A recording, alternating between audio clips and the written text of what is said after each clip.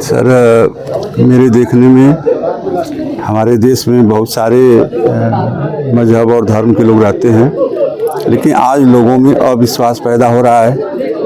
एक साथ रहने की स्थिति नहीं हो रही है। तो एक देश में रह कर के और एक साथ एक समाज में न रह सकें, तो ये बड़ी विडंबना है।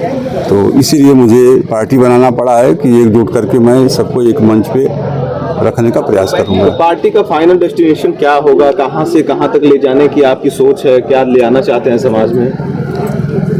पार्टी की जो नीति होगी, जो हमारी सोच है, जो आगे होगा, हमारी सोच यही है कि हम लोग मंदिर, मस्जिद, गुरुद्वारा या किसी भी इस तरह की संस्थानों और आस्था की चीज़ों को छेड़छाड़ नहीं करेंगे, तोड़ेंगे नहीं। दूसरा, आरक्षण का मुद्दा, जब देश का विभाजन हुआ तो वो भी एक बंटवारा का स्थिति हो गई। जिसको जो सुविधा मिल रही है उस सुविधाओं को हम समाप्त करने की सोच में नहीं है, लेकिन सेम वैसे ही सुविधा वंचित लोगों को हम देने का प्रयास करेंगे। अध्यक्ष जी, सवाल ये है कि भारत में लगभग हर वर्ष सैकड़ों पार्टियां बनती हैं और फिर उनका पतन हो जाता है। तो आप ऐसे क्या सोच, क्या माइंडसेट लेके चल रहे हैं कि इस पार्टी को एक नेशनल पार्टी या फिर उससे भी बड़ी पार्टी बनाने के पीछे की सोच है? बिल्कुल बिल्कुल, क्योंकि मेरी जेहन में है, मेरे ब्लड में है कि मैं किसी भी लड़ाई को लंबा लड़ता हूं, और इस सोच के साथ मैं इस पार्टी को स्थापित किया हूं। एक लंबी लड़ाई भले भी चले और एक दिन सरकार बनेगी और हम संविधान को ठीक रखेंगे और देश के लोगों को सुविधा देंगे। भारत की राजनीति में कितना समर्थन के प्रयास में रहेंगे आप? 100% समर्थन के प्रयास में रहेंगे कि हमारा देश भारत है और इसको अच्छे से अच्छे हम सोने की चिड़िया बना सकें। लोगों को कनेक्ट करने के लिए क्या व्यवस्थाएं की गई हैं पार्टी में? अभी तो आगे व्यवस्था होगी, हम लोग भी लगेंगे और लोग भी जुटेंगे हम लोगों से, हम लोगों की मिशन से जुटेंगे, हम लोगों के ईमानदारी से जुटेंगे।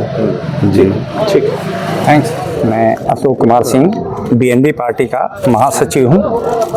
आज जो पार्टी की नींव रखी गई आप लोगों द्वारा, क्या कहना चाहेंगे, किन उद्देश्यों के साथ इसकी शुरुआत की गई है? भारतवर्ष के अंदर नाना प्रकार के लोग रहते हैं, बहुत सारे समुदाय हैं जिनकी कुछ अच्छाइयाँ भी हैं, बुराइयाँ भी हैं और कुरीतियाँ भी हो रही हैं। जो नीचे दबे हुए तबके हैं उनका उत्थान करने के लिए और सबको सामंजस्य, प्रेम को बढ़ावा देने के लिए हमारी पार्टी, उसका उद्देश्य यही है। अब तक की जो राजनीतिक पार्टियां हैं, क्या इन उद्देश्यों को पूरा नहीं कर पा रही हैं? क्या मलाल रह गया है आपको? उन पार्टियों के बारे में मैं कुछ नहीं कहूँगा। मेरे समझ में आया कि जो चीज़ वंचित रह गए हैं, उन वंचितों के बारे में मैं अग्रसर होकर के आवाज़ उठाऊँगा। क्या तैयारियां हैं, किस तरह से अब आगामी चुनाव में भी, पंचायत चुनाव, उसमें भी सहभागिता होगी आप लोग? हम पंचायत चुनाव में साथ नहीं देंगे, लेकिन 2027 का जो सांसद चुनाव है उसमें हम जरूर जाने की कोशिश करेंगे। कुमार सिंह है। मैं ये जो पार्टी यहाँ पे संगठित की जा रही है, जिसकी आज प्रथम संगठनात्मक बैठक है, उसका मैं प्रवक्ता घोषित किया गया हूँ। मैं यहाँ पे सभा का संचालन किया हूँ, सभा को संबोधित किया हूँ और इस पार्टी का जो उद्देश्य है, मैं उद्देश्य के बारे में आप लोगों को थोड़ा परिचित कराना चाहता हूँ। इस समाज में काफ़ी ढेर सारी पार्टियाँ हैं जो अपने अपने कर्तव्यों का वहन कर रही हैं। मैं किसी पार्टी को जो है कोई हस्तक्षेप या कोई एलिगेशन लगाने के लिए नहीं हूँ।